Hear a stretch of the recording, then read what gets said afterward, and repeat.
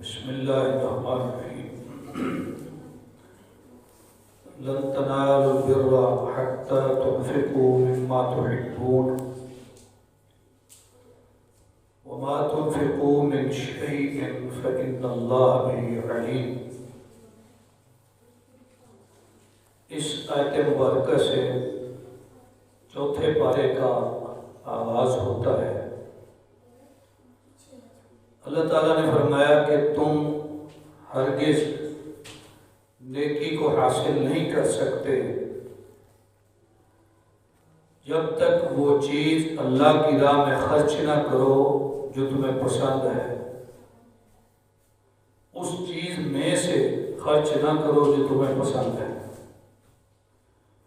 اور جو بھی خرچ کرو گے اللہ اس کو جاننے والا ہے۔ واضح لفظوں میں یہ بات سمجھائی گئی کہ پسندیدہ چیز اللہ کی راہ میں خرچ کرو گے تو پھر ہی تم نیکی کو پا سکتے ہو۔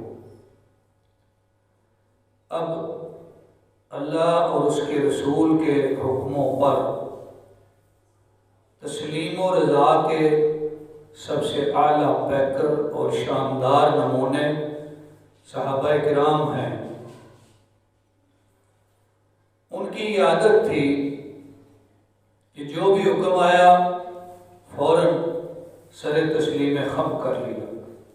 لہذا حضرت ابو طلحہ انصاری آئے، عرض کی یا رسول اللہ صلی اللہ علیہ وسلم یہ آیت نازل ہوئی ہے اور میرے مالوں میں سے سب سے پسندیدہ مال تو باغ ہے جو مسجد نبوی کے سامنے ہے، میں اسے اللہ کی راہ میں وقف کرتا ہوں۔ حضرت عمر رضی اللہ تعالیٰ عنہ آئے، عرض کی یا رسول اللہ صلی اللہ علیہ وسلم میرے اموال میں سے مجھے سب سے پسند خیبر کی زمین ہے، اس آیت کے نزول کے بعد میں یہ سمجھتا ہوں کہ اس پر عمل کرتے ہوئے میں اسے اللہ کی راہ میں وقف کرتا ہوں۔ اپنی قیمتی چیزیں، پیاری چیزیں اور اعلیٰ چیزیں اللہ کی راہ میں صرف کی، وقف کی، خرچ کی صحابہ کرام رضوان اللہ علیہم اجمعین ہیں۔ یا آگے ایک آیت میں پہلے تو مکہ مکرمہ کی قدامت اور اللہ کے گھر کی، عبادت والے گھر کی اولیت بیان فرمائی گئی کہ سب سے پہلے اللہ کی عبادت کے لیے یہ گھر بنایا گیا جو مکہ میں ہے۔ پھر فرما دیا کہ جو صاحب استطاعت ہو اس کو چاہیے کہ بیت اللہ کا حج کرے۔ استطاعت بنیاد ہے، اس میں اور بھی بنیادیں ہیں۔ پہلی بنیاد تو اسلام ہے، پھر بنیاد ہے عقل، پھر بنیاد ہے بلوغت، اور ان سب کے ساتھ استطاعت۔ استطاعت میں کیا ہے؟ سفر خرچ اور سواری پر بیٹھنے کی استطاعت۔ استطاعت میں یہ ساری باتیں آتی ہیں۔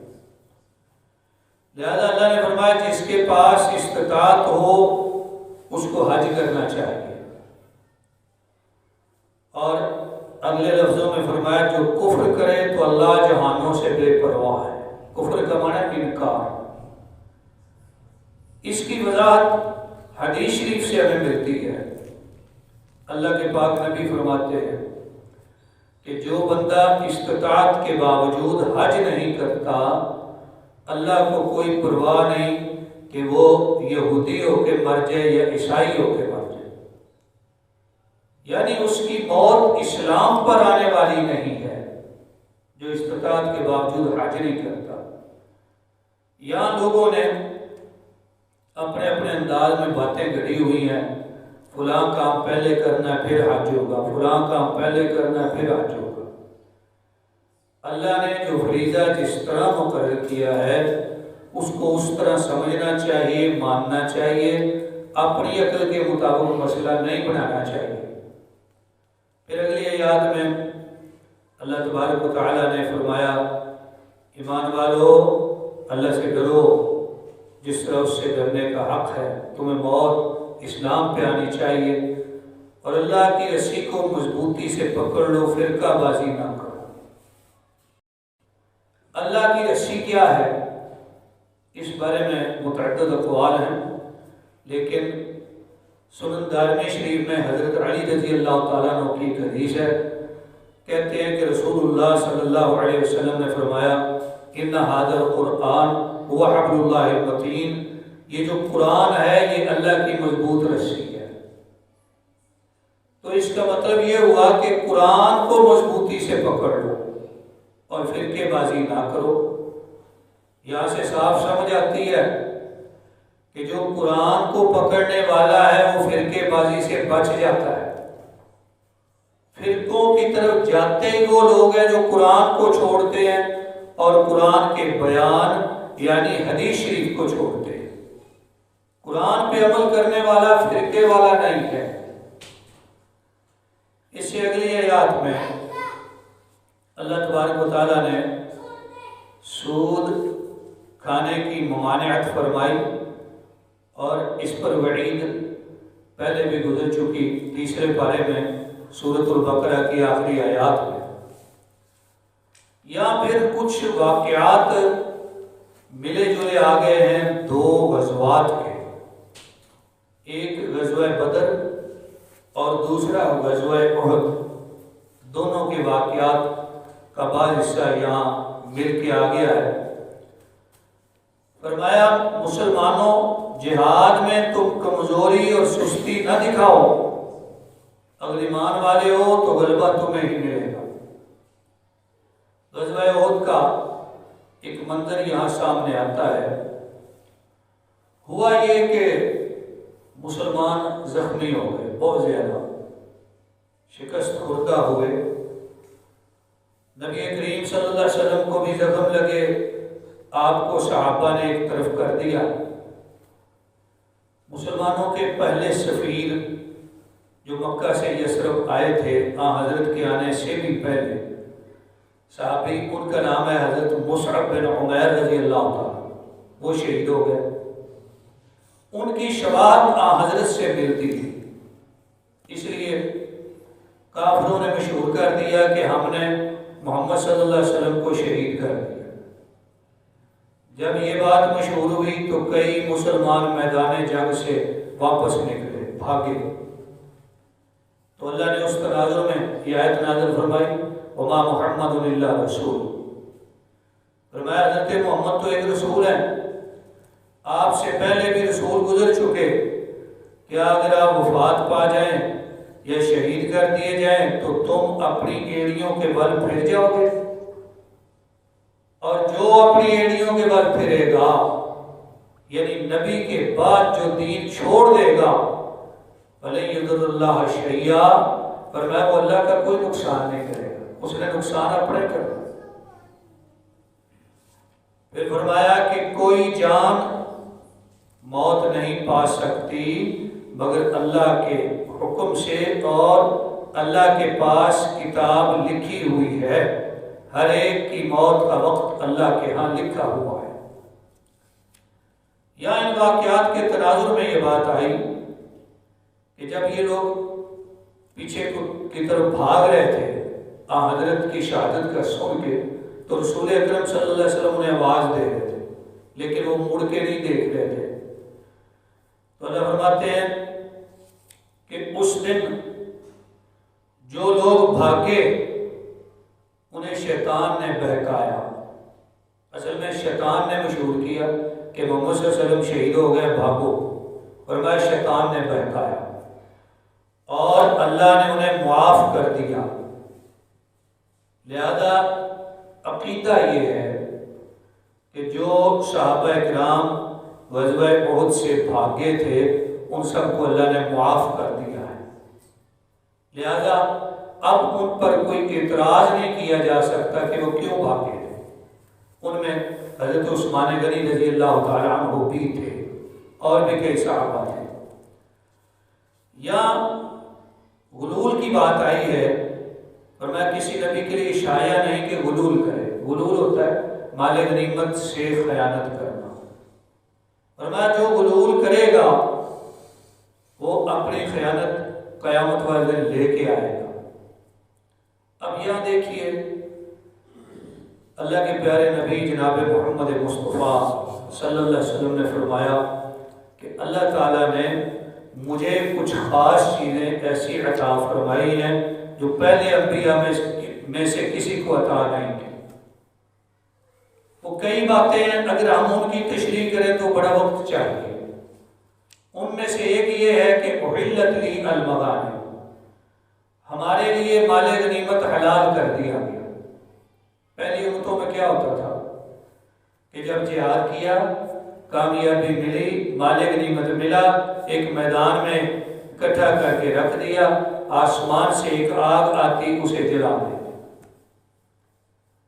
اگر آگ نہیں آئی تو یہ اس بات کی علامت ہے کہ یہ جہاد قبول ہی نہیں ہوا۔ ایک نبی کا واقعہ حدیث میں آتا ہے کہ بڑی بے جگری سے ان کے ساتھی لڑے اور کامیابی پائی، مال غنیمت رکھ دیا میدان میں، آسمان سے آگ نہیں آئی۔ تو نبی نے اپنی قوم میں اعلان کیا کہ تم میں سے کسی نے غلول کیا ہے، یعنی مال غنیمت سے خیانت کی ہے۔ تو انہوں نے کہا کہ نہیں کی۔ فرمایا اس طرح ہے، میری قوم میں مختلف قبیلے ہیں، ہر قبیلے کا ایک ایک بندہ آئے یا سردار آئے اور میرے ہاتھ سے ہاتھ ملائے۔ لہذا ہر قوم کا ایک بندہ آتا، اللہ کے نبی کے ہاتھ سے ہاتھ ملاتا۔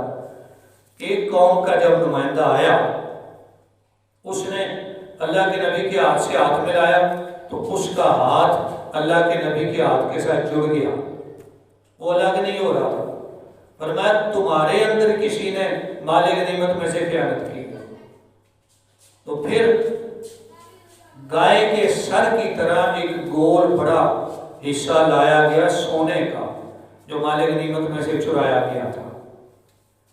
تو یہاں دیکھیں، ایک تو اللہ نے ہمارے لیے غنیمتیں حلال کر دی، دوسرا اللہ نے ہمارا پردہ رکھ لیا، ہماری عزت رکھ لی۔ پتہ نہیں کس کا جہاد قبول ہوا ہے، کس کا نہیں ہوا، اللہ نے پردہ رکھ لیا، وہ بڑا مہربان ہے۔ اگلی آیات میں اللہ تبارک و تعالیٰ نے غزوہ احد کا اصل انجام، اختتام ذکر فرمایا۔ غزوہ احد میں بظاہر تو یہ لگتا ہے کہ مسلمانوں کو شکست ہوئی، لیکن اس طرح نہیں۔ کافر مسلمانوں کو شکست دے کے جا رہے تھے مکہ کی طرف، مسلمان زخمی ہو کے مدینہ میں جمع ہو گئے۔ تو کافروں نے یہ غالباً ینبع کا رستہ اختیار کیا گیا تھا، جو اب مدینہ کی بندرگاہ ہے، اور مدینہ سے بجانب مغرب 200 کلومیٹر دور ہے ینبع کا شہر۔ اس راستے سے وہ جا رہے تھے کہ کافر ایک جگہ پہ رک کے ارادہ کرتے ہیں، کہتے ہیں کہ ہم ایسا کرتے ہیں، مدینے واپس جاتے ہیں، جتنے مسلمان وہاں زخمی ہیں یا بچے ہوئے ہیں سب کو شہید کر دیتے ہیں۔ انہوں نے یہ ارادہ کیا، اللہ کی طرف سے مدینے والوں کو بھی اس کی خبر ہو گئی۔ نبی کریم صلی اللہ علیہ وسلم نے اعلان فرمایا کہ وہ پھر تیار ہو رہے ہیں، تم بھی تیار ہو گئے۔ تو صحابہ نے کہا جی ہم تیار ہیں۔ قرآن کہتا ہے الذین استجابوا للہ والرسول من بعد ما اصابهم القرح، وہ لوگ جنہوں نے اللہ اور رسول کی بات مان لی، لبیک کہہ دیا، حالانکہ انہیں زخم لگے تھے، اللہ نے ان کے لیے بڑا اجر رکھا ہے۔ جب وہ تیار ہو گئے تو پھر کسی ذریعے سے کافروں کو خبر لگی کہ مسلمان تو دوبارہ تیار ہو رہے ہیں، اور ان کو یہ بات بھی پہنچی کہ تم سمجھتے ہو کہ مسلمان زخمی ہیں اور تھوڑے ہیں، وہاں تو بڑی تعداد میں تازہ دم فوج موجود ہے۔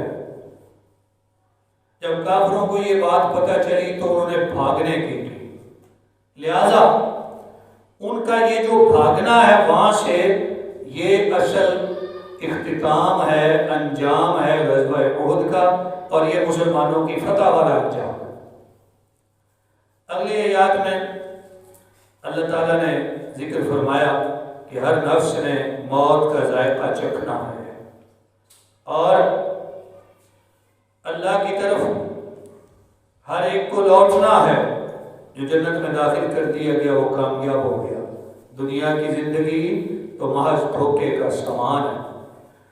سورۃ مبارکہ کی آخری آیات، آخری رکوع جو ہے، اس میں کھڑے اور بیٹھے اور لیٹے اللہ کے ذکر کی فضیلت آئی ہے۔ حدیث مبارکہ میں آتا ہے کہ ہمارے پیارے رسول صلی اللہ علیہ وسلم جب رات کو نماز تہجد کے لیے اٹھتے تو اس سورت کے آخری رکوع کی تلاوت فرماتے، اور بعض حدیث میں حکم کے انداز میں آئے کہ اگر کوئی بندہ اٹھے اس کو بھی یہی چاہیے کہ پہلے اس رکوع کی تلاوت کرے۔ سورت آل عمران کا یہاں پہ اختتام ہوا، تھوڑا سا حصہ آج سورۃ النساء کا بھی پڑھا گیا۔ نساء کا معنی ہے عورتیں، اس میں چند مسائل عورتوں کے متعلق آئے ہیں، لیکن یہ بات یاد رکھنی چاہیے کہ عورتوں کے کوئی زیادہ خاص مسائل نہیں ہیں جو مردوں سے ہٹ کے ہیں۔ شریعت کے احکام دونوں کے لیے ایک جیسے ہیں، اور اللہ نے قرآن میں مذکر کے صیغے بولے ہیں، مذکر کے صیغے سے خطاب کیا ہے، اس میں عورتیں بھی شامل ہیں۔ ہاں، صنفی فرق کی بنیاد پہ بہت سے تھوڑے سے معدود چند مسائل ایسے ہیں جو عورتوں کے علاوہ ہیں، لہذا عورتوں کے خاص مسائل کے حوالے سے وہ خاص بیان کرنا، لمبی چوڑی وضاحت اس کی ضرورت نہیں۔ بنیادی طور پہ نماز ہی لے لیں، ہمارا نقطہ نظر ہے اور بالکل دلیل سے ثابت ہے کہ عورت اور مرد کی نماز میں کوئی فرق نہیں۔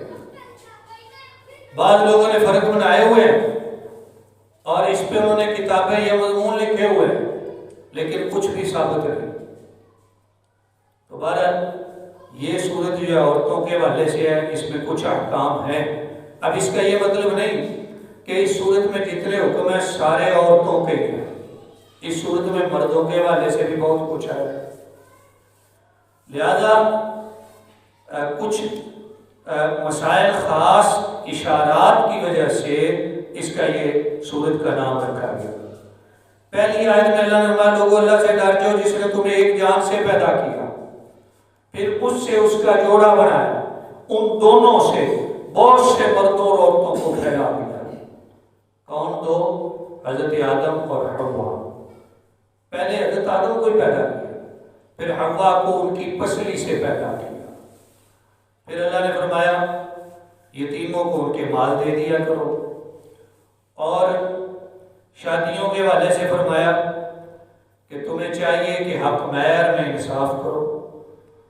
بعض لوگ اس وقت چاہتے تھے کہ کسی یتیم لڑکی سے شادی کریں کیونکہ والد نہیں ہوگا، دیگر سربراہ ہوتے تھے، لہذا حق مہر پورا نہ دینا پڑے گا، یتیم لڑکی سے شادی کرو۔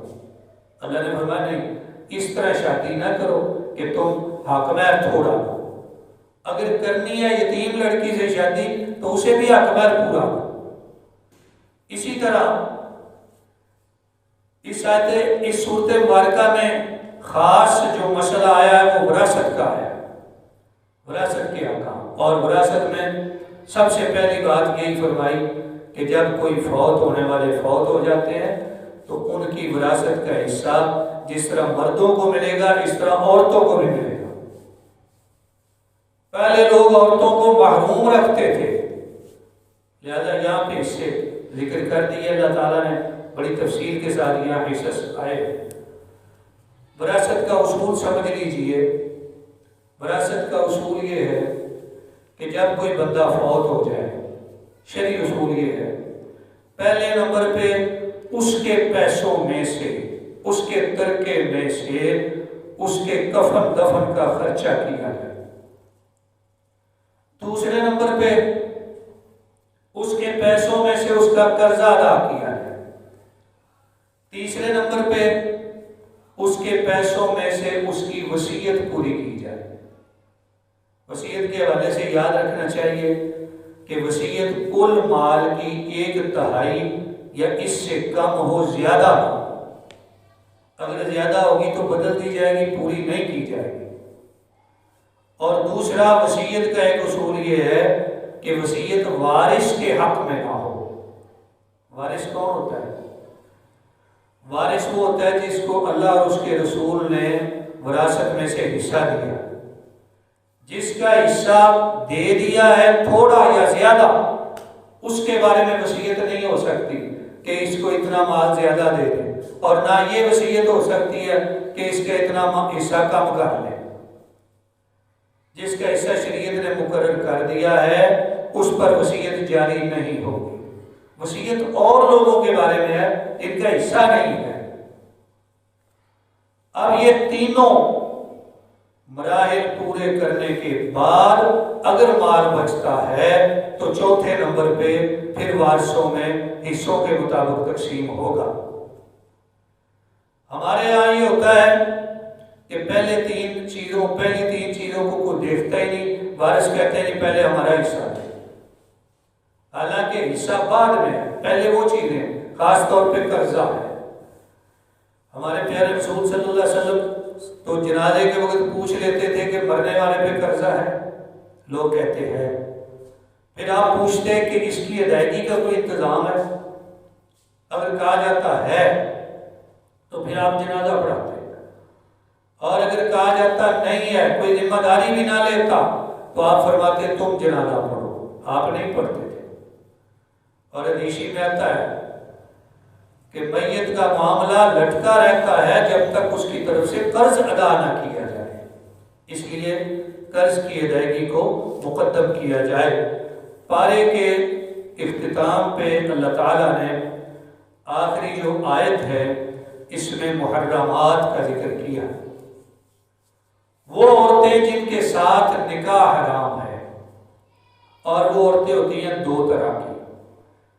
ایک وہ عورتیں ہیں کہ جن کے ساتھ نکاح کی حرمت دائمی ہے، ہمیشہ انہوں نے حرام رہنا ہی رہنا، ان سے کسی صورت مرد کا نکاح نہیں ہو سکتا۔ اور بعض عورتیں ایسی ہوتی ہیں کہ جن کے ساتھ نکاح کسی وجہ سے رکا ہوتا ہے، اگر وہ وجہ ختم ہو جائے تو پھر جائز ہو جاتا ہے، وہ بھی محرمات ہے لیکن وہ ابدی نہیں ہے۔ تو آئیے قرآن کے الفاظ سے مختصر خلاصہ دیکھ کے بات ختم کرتے ہیں۔ فرمایا ایک تو جس عورت سے تمہارے باپ نے نکاح کیا ہو اس سے نکاح نہ کرو، اگرچہ وہ تمہاری ماں نہیں، تمہارے باپ نے بعد میں کسی عورت سے شادی کی، اور چاہے اس عورت کو چھوڑ بھی دیا ہو، بغیر جماع کے چھوڑ دیا ہو، پھر بھی تم نکاح نہیں کر سکتے کیونکہ وہ تمہاری ماں بن گئی۔ پھر فرمایا تم پر حرام کر دی گئی تمہاری مائیں، تمہاری بیٹیاں، تمہاری بہنیں، تمہاری پھوپھیاں، تمہاری خالہ، بھائی کی بیٹی، بہن کی بیٹی، رضاعی ماں، رضاعی بہن، بیویوں کی مائیں، ربیبہ بیٹی، جو اس عورت سے ہے، یعنی مرد نے کسی عورت سے بعد میں شادی کی، اس عورت کی پہلے کسی خامد سے بیٹی ہے، اگر اس عورت سے تعلق زوجیت قائم ہو گیا پھر اس کی بیٹی اس پہ حرام ہو گئی، اور اگر نہیں ہوا تو پھر جائز ہے۔ اور اسی طرح فرمایا تمہارے بیٹوں کی بیویاں یعنی بہو، یہ بھی حرام۔ اور فرمایا یہ کہ تم دو بہنوں کو جمع کرو، یہ بھی حرام۔ ان الفاظ سے پارے کا اختتام ہوتا ہے، لیکن یہ جو دو بہنوں کی بات ہے اس کے ساتھ میں ایک بات حدیث شریف سے ملا دیتا ہوں۔ رسول اکرم صلی اللہ علیہ وسلم نے فرمایا کہ ایک نکاح میں خالہ کو اور بھانجی کو جمع کرنا حرام ہے، اسی طرح پھوپھی کو اور بھتیجی کو جمع کرنا حرام ہے۔ ایک بندہ ایک سے زائد 4 تک شادیاں کر سکتا ہے لیکن ان کو جمع نہیں کر سکتا۔ ہاں الگ الگ ہو سکتی ہیں، مثلا بہنوں کی مثال آپ دیکھ لیں، آپ نے سنا ہوگا کہ حضرت عثمان غنی رضی اللہ تعالیٰ عنہ کے نکاح میں نبی صلی اللہ علیہ وسلم کی 2 بیٹیاں ہیں، 2 بہنیں تھیں، وہ اس طرح کہ ایک وفات پا گئی تھی، اس کے بعد دوسری کا اکٹھی نہیں ہو سکتی۔ اسی طرح حضرت علی رضی اللہ تعالیٰ عنہ نے پہلے آپ جانتے ہیں کہ حضرت فاطمہ سے نکاح کیا تھا، رسول اللہ کی بیٹی سے، لیکن جب وہ وفات پا گئی تو ان کے بعد حضرت امامہ بنت زینب سے نکاح کیا، جو حضرت فاطمہ کی بڑی بہن حضرت زینب کی بیٹی تھی۔ تو اس طرح وہ حضرت فاطمہ کی بھانجی تھی، حضرت فاطمہ ان کی خالہ تھی، لیکن یہ نکاح ان کی وفات کے بعد ہوا، جمع نہیں کیا جا سکتا۔ تو ان الفاظ مبارکہ کے ساتھ ہی 4تھے پارے کا اختتام ہوا۔ آئندہ گفتگو انشاءاللہ 5ویں پارے سے آئے گی۔ اللہ تعالیٰ سے دعا ہے اللہ تعالیٰ میں اپنی پاک کتاب سمجھنے اور اس پر عمل کرنے کی توفیق عطا فرمائے، آمین۔ وآخر دعوانا ان الحمد للہ رب العالمین۔